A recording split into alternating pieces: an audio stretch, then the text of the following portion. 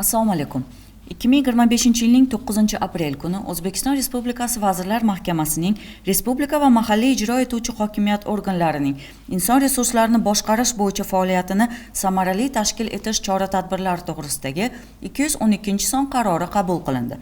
Qaror bilan inson resurslarini rivojlantirish va boshqarish bo'linmalari to'g'risidagi hamda hokimliklarning tashkiliy kadrlar guruhi to'g'risidagi namunaviy nizomlar tasdiqlandi. Namunaviy nizom Respublika ijro etuvchi hokimiyat organlari inson resurslarini rivojlantirish va boshqarish bo'linmalarining vazifalari va funksiyalari, faoliyatini tashkil etish tartibi hamda ularga qo'yiladigan talablarni belgilaydi. Nizomga muvofiq bo'linma rahbari lavozimiga qoida tariqasida oliy ma'lumotga ega bo'lgan, kamida 2 yil mehnat stajiga ega, mehnat to'g'risidagi qonunchilikni o'zlashtirgan, inson resurslarini boshqarish va rivojlantirish hamda axborot xavfsizligi va shaxsga doir ma'lumotlar bilan ishlash bo'yicha bilimlarga ega bo'lgan shaxslar tayinlanadi. Bo'linma rahbari lavozimiga tayinlangandan so'ng 6 oy ichida Prezident huzuridagi davlat xizmatini rivojlantirish agentligi tomonidan tasdiqlanadigan dastur asosida 2 haftadan oshmaydigan muddatda agentlikda stajirovka o'taydi. Shuningdek, nizomda bo'linma rahbarini lavozimdan ozod etish bo'yicha agentlik bilan kelishish tartibi ham belgilandi.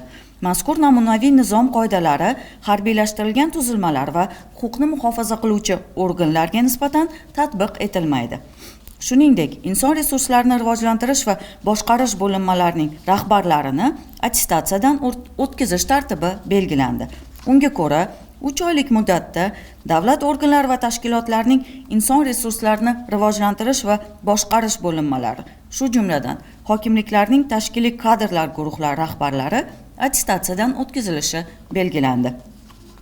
Bo'linma rahbarlari belgilangan tartibda davlat xizmatini rivojlantirish agentligida va uning filiallarida har 3 yilda bir marta attestatsiyadan o'tishi shart. Bo'linma rahbarlarining ular ishlayotgan davlat organlari tomonidan attestatsiyadan o'tkazilishi taqiqlanadi. Attestatsiyadan o'tgan bo'linma rahbarlari elektron reyestrini agentlikning rasmiy veb-sayti Argos.uz orqali kuzatish imkoni yaratiladi. Joriy yilning may oyidan boshlab Respublika va mahalliy ijro etuvchi hokimiyat organlarining inson resurslarini boshqarish bo'yicha faoliyati Prezident huzuridagi davlat xizmatini rivojlantirish agentligi tomonidan HRM Argos.uz elektron platformasi orqali baholab boriladi. Davlat organining inson resurslarini rivojlantirish va boshqarish bo'linmasi elektron platforma orqali belgilangan indikator ko'rsatkichlarini doimiy yangilab boradi va ularni to'g'riligi bo'yicha mas'ul hisoblanishi belgilandi. Qaror bilan tasdiqlangan Respublika va mahalliy ijro etuvchi hokimiyat organlarining inson resurslarini boshqarish bo'yicha faoliyatini baholash tartibi to'g'risidagi nizomga muvofiq baholash quyidagi yo'nalishlar bo'yicha indikatorlar asosida amalga oshiriladi. Asosiy indikatorlar: inson kapitalini rivojlantirish koeffitsiyenti, xodimlarga yaratilgan shart-sharoitlar, well-being hamda korporativ madaniyat shakllanganligi, vakant lavozimlar soni, vakant lavozimlarga xodimlarning tayinlanish muddati, qo'nimsizlik darajasi, rahbar kadrlar lavozimlariga zaxira kadrlarini tayyorlash, umumiy xodimlar sonida xotin-qizlarning hamda yoshlarning ulushi, HRM Argos.uz elektron platformasida xodimlarni ro'yxatdan o'tkazish darajasi.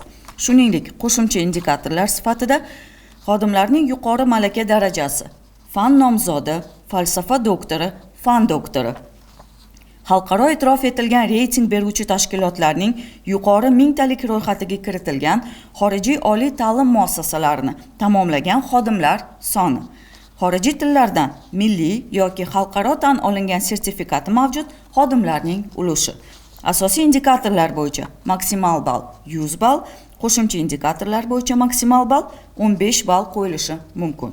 Bunda baholash natijalariga ko'ra davlat organining inson resurslarini boshqarish bo'yicha faoliyati a'lo, yaxshi, qoniqarli va qoniqarsiz toifalarga ajratiladi.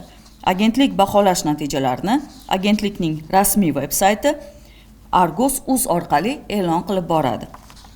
Agentlik tomonidan inson resurslarini boshqarish bo'yicha faoliyati a'lo deb baholangan davlat organiga uning inson resurslarini rivojlantirish va boshqarish bo'linmalari rahbarlarini rag'batlantirish bo'yicha takliflar kiritilib boriladi. inson resurslarini boshqarish bo'yicha faoliyati qoniqarsiz deb topilgan davlat organi 10 ish kuni ichida inson resurslarini boshqarish faoliyat ko'rsatkichlarini yaxshilashga qaratilgan chora-tadbirlar dasturini ishlab chiqishi va Davlat xizmatini rivojlantirish agentligi bilan kelishgan holda tasdiqlashi lozimligi belgilandi. Davlat organining inson resurslarini boshqarish bo'yicha faoliyati ketma-ket 2 marta qoniqarsiz deb topilgan taqdirda agentlik ushbu davlat organi rahbariga inson resurslarini rivojlantirish va boshqarish faoliyat ko'rsatkichlarini qoniqarsiz deb topilishiga sabab bo'lgan tizimli kamchiliklarni bartaraf etish bo'yicha ko'rib chiqilishi majburiy bo'lgan taqdimnomani kiritadi.